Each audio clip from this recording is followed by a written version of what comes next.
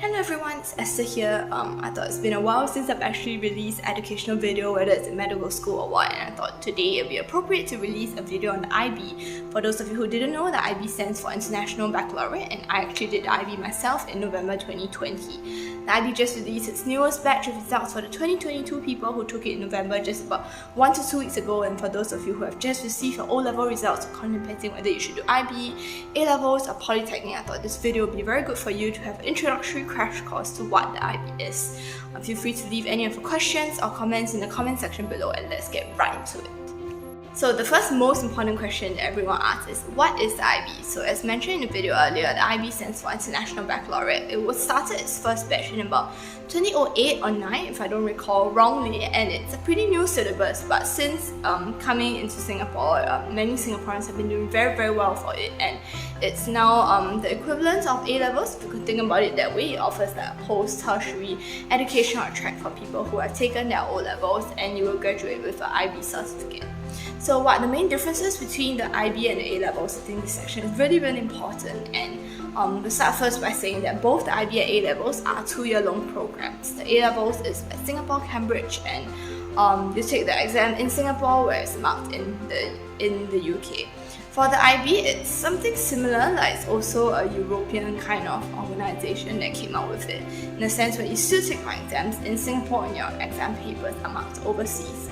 I think the main difference between the IB and the A-levels is that the A-levels focuses a lot more on academic rigor in terms of diving very deep into subject-specific matters. For example, when you talk about chemistry, physics, or math, usually there are different levels when you're comparing a H2 physics versus a HL physics. In IB, it's usually quite different. You will see that IB has a lot more breadth, whereas A-levels go a lot more depth into it. So I think that's the first main difference. The next difference is in terms, or the next similarity, you could say, is both the IB and A-levels actually requires candidates to take a total of 6 subjects. So for the A-levels, most people will take either 3 or 4 H2s, and they take 2 H1s. So if you're a science student and typical science Singaporean student, well, your science subjects will either be physics, chemistry or math, or biology, chemistry or math. You usually have to take at least one contrasting subject, which leaves you options which are either economics, geography, history or literature, or some other things, or Chinese studies. So the 2 other H1s in A-levels is actually your group project and project work, PW, and your written paper, which is your general paper, so GP or PW. So these 2 are H1 papers, and your total A-level grades is marked out of 90. So yeah, out of 90. In comparison, for the IB, you actually also have 6 subjects, but it is 3 standard level subjects and 3 higher level subjects. You can get a maximum of 7 points for each of these subjects, which leaves you with 6 times 7, 42 points.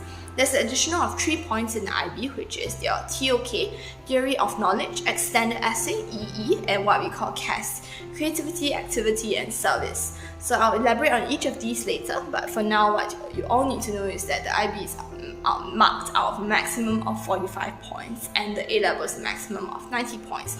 Both of them have 6 subjects each, but in terms of academic rigor, people usually say that the A-levels goes through a lot more depth, whereas the IB focuses a lot more breadth because they expect you to do things like research, assignments, and to speak up a lot more during your presentations and in your usual curriculum and learning. So as an IB student myself, the next part of the video will be entirely focused on the IB, so no more comparisons with the A-levels because I cannot tell you a lot about that. But to break down further IB and what its grading looks like, so the 6 subjects that you take each, you have to take 3 standard level and 3 higher level subjects. So these subjects are in groups of 1 to 6. A group 1 subject is usually an English and a language subject. So this could either be English purely, or it could be English language and literature, which I took, and most schools will offer language and literature, so we call it Langlit. A group 2 subject is usually a second language, which is either Chinese, and these are all second language Bs, which means literally means a second language. So it's a language B, or it's a foundational language, whether you're taking a 3rd language. So most people take a Chinese B. Now if you take English A, which is your first language, you take an English A language and literature, you would take a Chinese B, second language. But there are also people who will take a Malay B.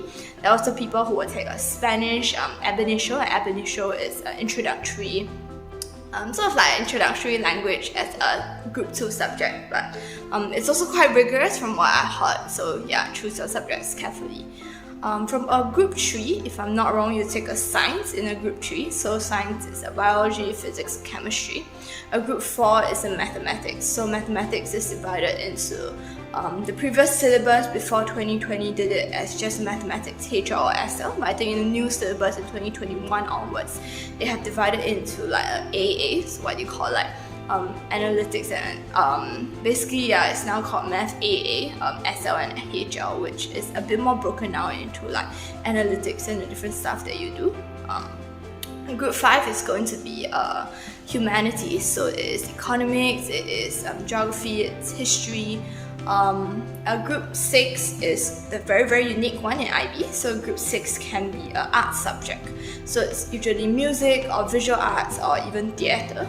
For people who do not choose to take, so in the start I think I mentioned that you have to take one subject from every group, so that's how your 3 standard level subjects and 3 high level subjects come out to be. However, for people who do not choose to take a music, art and or visual arts or theatre, which is actually most students, you can end up doing one additional subject from either a group 3 or a group 5, I think, yeah, since group 4 is a math, but basically you can take either an additional humanities or an additional science. So how this works out for most science students is that they end up taking 2 science subjects and the rest is the same. So you take 2 science, you take 1 math, you take humanities, and you take 2 languages, English and Chinese. For more arts-based or more humanities-based students, they take 2 humanities, so they can take economics and they can take perhaps geography, and they will take English, Chinese, you will have 1 science and 1 math. So regardless of what, the IB is trying to train you also to become a holistic learner, in the sense that you also have to take at least a science and a humanities subject on top of your mathematics and your languages. In terms of the exact breakdown as to what subjects you should take, I think this is entirely up to your preference, but preference your subjects wisely, because some of these will affect what uni courses you go into directly. So for some local courses in NUS or NTU that requires a certain subject in a certain level, for example requiring a science subject at a HR level, you have to make sure that you have that prerequisite before applying to the school. So in the earlier part of the video, I mentioned the difference between a 42 points and a 45 points, which is the 3 extra points that is compulsory to every single IB student. So this 3 points consists of theory of knowledge, creativity, activity and service, otherwise abbreviated as CAS usually. So TOK, CAS and extended SAEE. So what is the TOK? So TOK, if you think about it, and if you're a typical Singaporean that likes to fluff things up, or the equivalent of GP is usually a subject that actually goes through a lot of like the knowledge frameworks. So when we talk about knowledge frameworks, for example, in TOK they introduce you to like a mathematics knowledge framework or a arts knowledge framework, in terms of when you look at certain structures, look at certain formulas in math, how do these come to play, like how are the people who started to think of this. You start to ask a lot of very philosophical questions in TOK, which challenges you to think about how you see your own knowledge and how you see your own worldview played out in a lot of these systems today. So bear in mind that the TOK syllabus did change a little bit from 2021 onwards, which is not the syllabus that I took, unfortunately. There may be slight changes to what I'm saying now, but otherwise the TOK is usually, you could think of it as like a philosophical subject in a sense, which teaches you to look at knowledge and to kind of like introspect a bit about how you place your own knowledge systems and how you view a lot of the concepts and the principles that you learn in maths, in sciences, in arts, in culturally, in looking at culture, in history, in geography, and the end product of TOK is actually both an oral presentation and a report. So the oral presentation is usually done in groups of 2 to 3, and this is about 2/3 of your final TOK grade, so it's really, really important. So you come up with, you look at the things around you, you come up with a question based on what you thought of. So for my group, myself, it's been a while since I've actually said this, but for my group, we were looking at animal cruelty, and we pinpointed this organization, and we were looking at the way that this organization treats a particular cultural, kind of like cultural event or festival that has some kind of degree of animal cruelty to it, but yet people still choose to take part in that event. We looked at two theory of knowledge framework principles, which were ethics and another one that I really cannot remember for now, but basically at the oral presentation, you try to adopt the different principles that you have learned through DOK and apply them in looking at that. So it's not a completely fluff thing, but yeah, at the same time, you try to bring in a lot of real world examples and a lot of the ideas and methodology behind why certain scholars or certain very prominent people in different fields have used these formulas to work out for a lot of the different things that you see in your life today. And the TOK oral presentation is such I think it's very free in a sense, but it also taps on your critical thinking, and you're trying to make it very, very different to intrigue like your examiner or the person that's marking your group's presentation. The actual presentation is about 10 to 15 minutes, but yeah, it takes up about 1/3 of your TOK grade. The next 2/3 of your TOK grades is formed by your individual report. So this report, if I'm not wrong, is about 1,600 words. So this report, the IB usually releases its standard prescribed questions, about 6 of them, in the March of the year that you're taking. So for me, who took the exam in November 2020, the IB released 6 prescribed questions in March 2020, and you progressively, depending on which school you are and how your school structures your timeline, you will get to have a look at the questions and you will progressively write out your report, and usually the school will get you to submit your paper by August or September. Just as a little sidetrack, this is the TOK book that I used, but I was in school. It's called Decoding the Theory of Knowledge, and in between, in the contents page, it actually lists a couple of different knowledge frameworks that I've mentioned previously. Okay, you can't really see it, it's opposite, but basically things including mathematics, science, human sciences, history, arts, ethics, religious and indigenous knowledge frameworks. And this book, which is, I'm pretty sure, a book that like every IB school is going to use eventually, also details how to score well in the presentation and in the essay at the back. To give you a concrete example of what an essay question might look like, this is taken in November 2010, May 2011, so it's been a while already. But the questions are pretty broad, pretty philosophical if you think about it in a certain way, but you're expected to use what you have learned in TOK to apply all your different knowledge frameworks, your different real life situations and scenarios to alongside with proper APA citation and everything else to this 1,600 words report that you are eventually going to write. So some example questions are as follows. There are no absolute distinctions between what is true and what is false. Discuss this claim. The next one, discuss the roles of language and reason in history. Let me see if there's another one. Okay, to what extent do we need evidence to support our beliefs in different areas of knowledge? So basically, as you look at the different question types that I'm reading, I think you start to realize that it's very different from the usual GP essays or your friends who are studying A-level schools who are going to have to memorize real-world examples that regurgitate them out and say in a very politically sensible way. I'm not going to say whether that is right or wrong in IB, but basically I think IB encourages a lot of critical thinking and a lot of analysis and looking really strongly at the different ways that you analyze things. For me personally, I really did like TOK as a subject, and I did well in it because I felt that it was a very interesting subject, and it gave me the opportunity to, I guess, look at a lot of the things that I put my belief and faith in, and to see whether that is kind of like logically makes sense.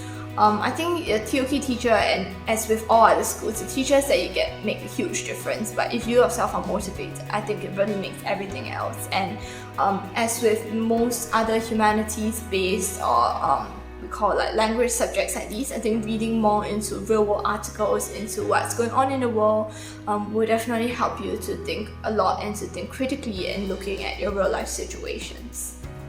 Okay, so the next component of your bonus 3 points other than TOK is your CAS, Creativity, Activity and Service.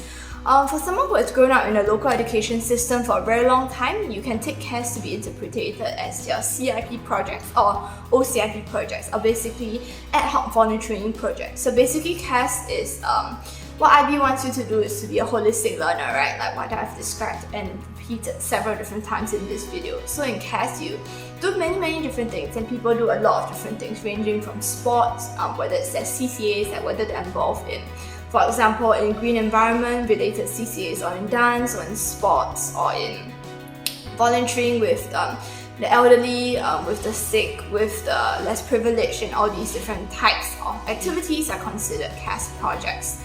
So you ideally want to get one big CAS project. So for me, I'm going overseas to help a particular community.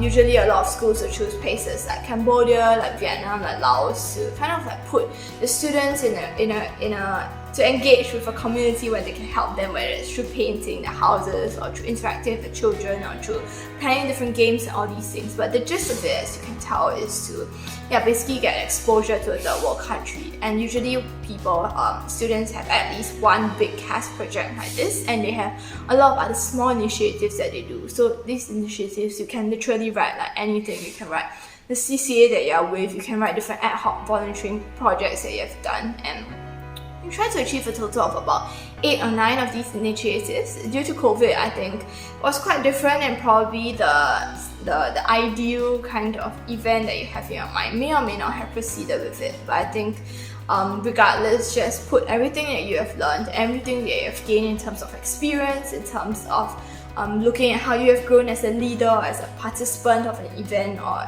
someone who spearheaded a project yourself. And for every different CAS project or experience or activity that you write, you always have to write out a reflection, the compulsory IB thing, which is why IB makes you like a really holistic person, just as a whole, very introspective, very looking a lot at your critical thinking. And the gist of this reflection is basically to write how you have grown and what are some things that you would have worked with in terms of like improvement, or in terms of just what went well and what didn't. So that's a CAS. The last one is extended essay. So as its name suggests, it's extended. It's a total of 4,000 words. So this essay, most schools would say to do it on one of your higher level subjects. So most science students who take higher level subjects, which may be physics, chemistry, or math, can choose to do this extended essay in either one of these subjects. So you only have to do one extended essay, and typically you get a supervisor to kind of supervise you through this process. So you can come up with your own research question. It's really free and easy, up to anything that you want to do, or whether you're interested, whether in chemistry, whether you want to research a particular effectiveness of a drug on a particular treatment plan, or something more laboratory based. You can literally do anything. I have friends who even did music extended essays, who did language, literature, who did theatre extended essays, looking at the different language devices in a particular book written by Edgar Allan Poe, or by just several different examples that I could show you. Essentially, the extended essay is meant to be quite self-directed. So you're meant to come up with the research question that you're interested in. The supervisor is meant to help you to modulate to do a bit of fine-tuning in terms of improvements along the way, and you are eventually supposed to come up with a full-length essay. Usually you start it by mid-year 5, you start it about June or July, and you get your paper out of the way by June of year 6 to give you enough time for the TOK, or your prelims, or for any other things that may come along. In case I also missed out, for the CAS, you try to clear it as soon as possible. So some people are very strategic about that and try to get their one project and their 8 or 9 experiences out by the end of year 5. You could do it either way you want, but essentially it's really not important. CAS doesn't really give you your bonus points, but CAS is necessary and it's important for you to get your IB cert. So what gives you your 3 bonus points? So we've mentioned that TOK is graded with essay 2/3 and 1/3 presentation, and your extended essay is graded in a total of about 34 points, I think. So different gradings. If you get above a 27 or 28, you get A, and then slowly it falls down to a B, C, D. So this grading varies by year also, so it's really hard to tell you exactly how much you can, but of course try to maximize your grades based on the different marking rubrics that you will receive, and will be of course tailored to each of the different subjects that you're doing your extended essay or EE on. So if you get an A in both a TOK and EE, this will guarantee you 3 points. If you get an A and a B, it will also give you 3 points. If you get a B and a B, either way these are not, If you get a B and a B in either component, you will fall to 2 points. If If you get a B and a C, you also get 2 points. So there's a different matrix to how the 3 points are calculated, but basically this is the gist of it. Like it will look at one of your grades for TOK and the other grade from your standard essay. Kind of do this like mix and match rubric based on what you've gotten. So that's how you get 3 standard level subjects and 3 high level subjects. 6 times 7, the maximum of 7 points per subject plus 3 points to get a complete score of 45. Okay, I think the last most important part you need to know about the IB, there's so many things that I could talk about. I could go into each different subject, the differences in the level between standard level and higher level, but I don't think that's extremely essential because you eventually find all of that out yourself, especially if you're a student looking to take the IB. But I think the greatest difference between an IB graduate and an A-level graduate, for lack of a better word, I think it's that the IB really trains you to become someone who is very holistic as a person. So it trains you to become very vocal in terms of presenting your opinions and thoughts, and you do this really in every single one of the subjects that you take. What I mean by this is that each one of the subjects will have some form of an oral presentation or component where you're required to deliver a presentation to a class, whether it's like language and literature, analysing language devices for a particular poem or a literary text that you're reading, or whether it's science or mathematics, some things that doesn't occur as intuitively as you. I think the IB trains you to think a bit more on the spot, and it doesn't help you regurgitate your practice answers a lot. The next thing that the IB does is that it actually has a lot of research to it. So every different subject, in every subject you have this thing called a weighted assessment, or what we call an IA, individual assignment, and this assignment takes up 20% of your final grades. So it's really important to be very strategic about what you're working with in the IB, and all your teachers are going to tell you this. So you'll figure this out along the way, but basically it would be good to maximize your 20%, which are kind of like guaranteed marks and marks that you could work along with as you progress from year 5 into year 6 before your final exams. So for subjects like biology, chemistry or physics, this 20% is actually based on like a lab-based or some kind of experiment that you do, whether it's lab-based or digitalized, that you eventually come out with results with. And you also, the methodology of it is that you decide on a research question and you kind of answer your question through whatever means that there are out there. Eventually you write out a report that is 12 pages long and includes all the different like scientific headings and results and methodology that's important in your in whatever that you're researching. So these are the science kind of individual assignments that you have. For things like economics, you'll actually be looking at real world examples in economics and applying these principles that you have learned in school in macroeconomics and microeconomics, about GDPs, about I cannot really remember this, about GDPs in macroeconomics or perhaps in micro, about supply and demand curves, and you'll be asked to take a real life example of the situation and apply these economics principles to it. So this is your individual assignment or your IA for subjects like economics, or for geography or for history. I personally didn't take those, so I can't really advise on those, but either ways you'll definitely have a 20% on every single subject. So this works exactly the same with English, with Chinese, with Malay, with music, with theatre, or with mathematics. So for every different subject, you will have an IA, and each of it has different timelines or internal deadlines to follow depending on your school. But there's a lot, and there's a significant amount of research in the IB, and these are important things that you might want to think about if you're considering the difference between IB and the A levels.